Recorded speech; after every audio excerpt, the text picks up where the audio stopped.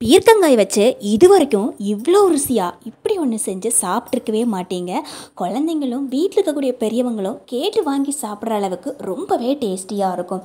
இது ஒன்று மட்டும் போதுங்க, ஒரு குண்டா சோறு கூட ஒரு நிமிஷத்தில் காலியாகும்.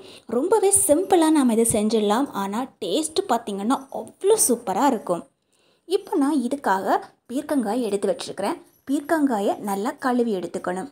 நிறைய பேர் பீர்க்கங்காயில் இருக்கக்கூடிய தோலை மட்டும் தனியாக எடுத்து சட்னி அரைச்சி கூட சாப்பிடுவாங்க. அதுக்கு முக்கியமான காரணமே என்னென்னா, பீர்க்கங்காயில் உள்ளே இருக்கக்கூடிய சதையை விட வெளியே இருக்கக்கூடிய தோலில் தான் நிறையவே விட்டமின்ஸ் இருக்குது.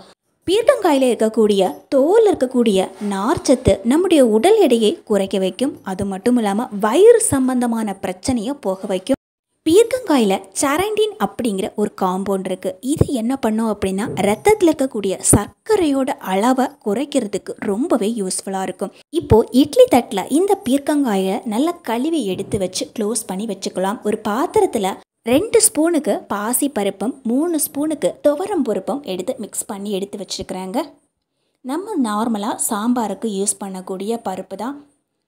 இந்த பருப்பு ரெண்டையும் நம்ம மிக்ஸ் பண்ணி சேர்க்குறதால டேஸ்ட்டு நல்லாயிருக்கும். அதுக்காக தான் நான் மிக்ஸ் பண்ணி வச்சுருக்கிறேன். உங்களுக்கு தனித்தனியாக போடணும் அப்படின்னா அப்படியும் சேர்த்துக்கலாம். இப்போ நம்ம இதில் கொஞ்சம் தண்ணி சேர்த்துக்கலாங்க. தண்ணி சேர்த்துட்டு இந்த பருப்பை நல்லா கழுவி எடுத்துக்கலாம். தண்ணி சேர்த்து 2 முறை இந்த பருப்பை நல்லா கழுவி எடுத்துகிட்டு வந்திருக்கிறேன்.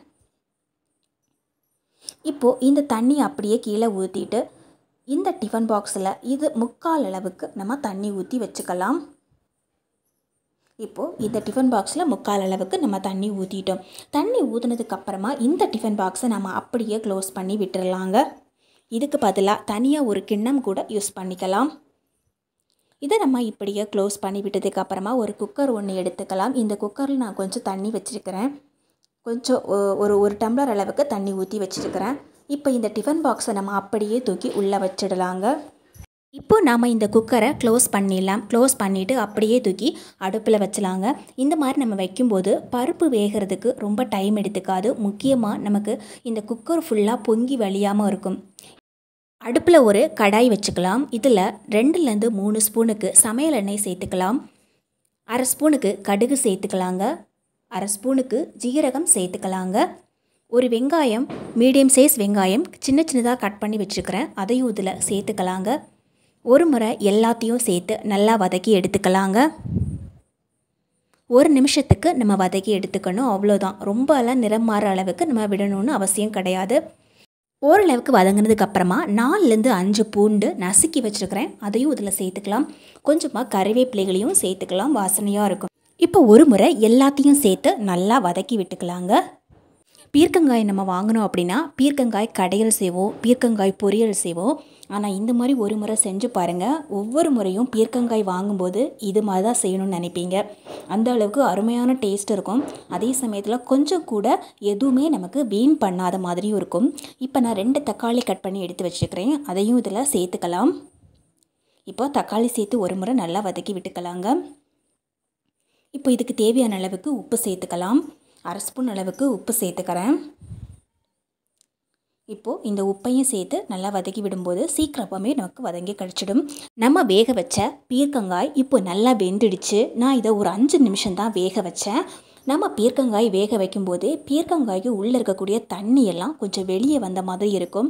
அது எல்லாமே அந்த இட்லி தட்டில் தான் கலெக்ட் ஆகிருக்கும்.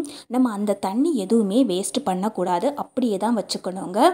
இந்த தண்ணியில் நிறைய சத்துக்கள் இருக்குது. இந்த தண்ணியும் நம்ம யூஸ் பண்ணத்தான் போகிறோம். பீர்க்கங்காயிலேருந்து வரக்கூடிய தண்ணீரில் நிறைய சத்துக்கள் இருக்குது. இப்போ நான் இந்த பீர்க்கங்காய் மட்டும் வெளியே எடுத்து கொஞ்சம் நேரம் ஆற வச்சிடுறேன். கொஞ்சம் ஏற்கனவே ஆறி தான் இருக்குது. இப்போ இந்த தட்டில் வெளியே எடுத்து வச்சதுக்கப்புறமா இதை இந்த மாதிரி பிச்சு போட்டுக்கலாம். இப்போ சூடு லைட்டாக தான் இருக்குது. இது கட் பண்ணுற அளவுக்கெல்லாம் இருக்காது. நம்ம கையில் பிச்சாவே இந்த மாதிரி பிஞ்சு வந்துடும். பீர்க்கங்காய்க்கு மேலே இருக்கக்கூடிய தோலில் நிறைய சத்துக்கள் இருக்குது அப்படின்னு தெரிஞ்சும் அதை நம்ம ரிமூவ் பண்ணிட்டு தான் நம்ம சமையலுக்கு யூஸ் பண்ணுவோம். பொரியல் பண்ணுறதா இருந்தாலும் சரி, குழம்பு பண்ணுறதா இருந்தாலும் சரி. ஆனால் இப்படி நம்ம சமையல் பண்ணும்போது அதோட தோல் கொஞ்சம் கூட வேஸ்ட் ஆகாமல் நம்ம சமையலில் அப்படியே சேர்த்துடலாம். இப்போ நம்ம ஒரு மிக்ஸி ஜார் எடுத்துலாம். நம்ம பிச்சு வச்சுருக்கக்கூடிய இந்த காயை அப்படியே இதில் சேர்த்துக்கலாம். நம்ம இதில் கொஞ்சம் கூட தண்ணி சேர்க்கக்கூடாது. இதில் ஏற்கனவே தண்ணி இருக்குது. அந்த தண்ணியே இதுக்கு போதுமானதாக இருக்கும். அந்த தண்ணியை நம்ம அப்படியே இதில் தான் ஊற்றணும். தண்ணியோ விதையோ எதுவுமே நம்ம வந்து தூர ஊற்றவே கூடாது. அப்படியே நம்ம இந்த மிக்ஸி ஜாரில் எடுத்து ஊற்றிடலாம். இப்போ நம்ம க்ளோஸ் பண்ணிவிட்டு நல்லா அரைச்சி எடுத்துடலாங்க. இதில் தண்ணி இருக்கிறதால நல்ல பேஸ்ட் மாதிரி நமக்கு அரைஞ்சு கிடைக்கும். இதில் இருக்கக்கூடிய அந்த தோல் நல்லா சூப்பராக வெந்திருக்குங்க. நல்லா மையாக அரைஞ்சு கிடைக்கும். அதே சமயத்தில் நம்ம சாப்பிடும்போது தொக்கு தொக்காக தெரியுமோ அப்படின்னு கொஞ்சம் கூட பயப்பட தேவையில்லை. ஆனால் செம்ம டேஸ்டியாக இருக்கும். அந்த அளவுக்கு அருமையாக இருக்குங்க. நம்ம பீர்க்கங்காய் இருக்கக்கூடிய தோலை தனியாக சட்னி அரைச்சி சாப்பிடுவாங்க இல்லைங்களா, அதை விடையும் அருமையாக இருக்கும் இது ரெண்டும் சேர்த்து நம்ம சாப்பிடும்போது. இப்போ நம்ம ஏற்கனவே வதக்கி வச்சுருக்கிறோம் இல்லைங்களா, அது கூட இப்போ அரைச்சதை எடுத்து நம்ம அப்படியே சேர்த்துக்கலாம்.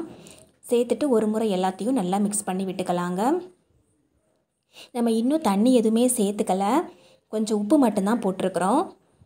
இப்போ ஒரு முறை நல்லா வதக்கி விட்டுட்டு நம்ம ஒரு 2 நிமிஷமாவது இதை கொதிக்க விடணும். தண்ணி சேர்க்கறதுக்கு முன்னாடி ஒரு 2 நிமிஷம் நம்ம இதை கொதிக்க விட்டுக்கலாம். அவ்வளோதான். இப்போ நம்ம நல்லா கொதித்ததுக்கப்புறமா இதில் மசாலா சேர்த்துக்கணுங்க. இப்போ நல்லா கொதிச்சிடுச்சு. இப்போ குழம்பு மசாலா தூள் 2 ஸ்பூனுக்கு சேர்த்துக்கிறேன். வேறு நம்ம இதுக்கு எக்ஸ்ட்ராவாக எந்த மசாலாவும் சேர்த்துக்க தேவையில்லை. இந்த குழம்பு மசாலாத்தூள் 2 ஸ்பூனுக்கு சேர்த்தா போதும்.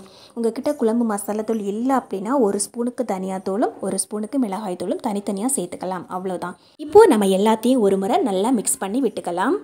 ஏற்கனவே நம்ம பீர்க்கங்காயை வேக வைக்கும்போது கொஞ்சம் தண்ணி அந்த இட்லி தட்டில் இறங்கியிருக்கும் இல்லைங்களா, அந்த தண்ணியை நம்ம அப்படியே தான் வச்சுக்கணும்னு சொன்னோம். அந்த தண்ணியை இப்போ இதில் சேர்த்துக்கலாம். இந்த தண்ணியை நம்ம தூர கொட்டவே கூடாதுங்க, அப்படியே நம்ம இதில் சேர்த்துக்கணும். இப்போ நம்ம ஒரு குக்கரில் பருப்பு வேக வச்சுருந்தோம் இல்லைங்களா, அது ஒரு 4 விசில் விட்டுட்டேன். இப்போது பருப்பு நல்லா சூப்பராக வந்திருக்குது. குக்கரில் கொஞ்சம் கூட அழுக்கும் படவே இல்லை.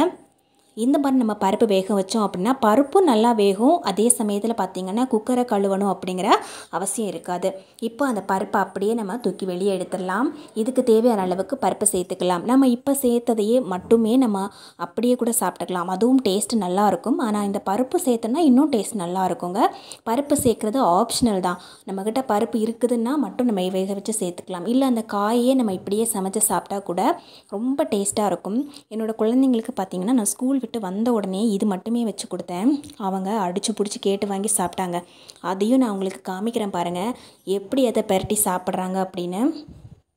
இப்போது கொதிக்க வச்சுட்டு ஒரு 2 நிமிஷம் க்ளோஸ் பண்ணி வேக வச்சுட்டேன். அவ்வளோதான். இப்போ வந்து சாப்பிட்டுட்ருக்குறாங்க. இந்த குழம்பு தான் நான் கொடுத்தேன்.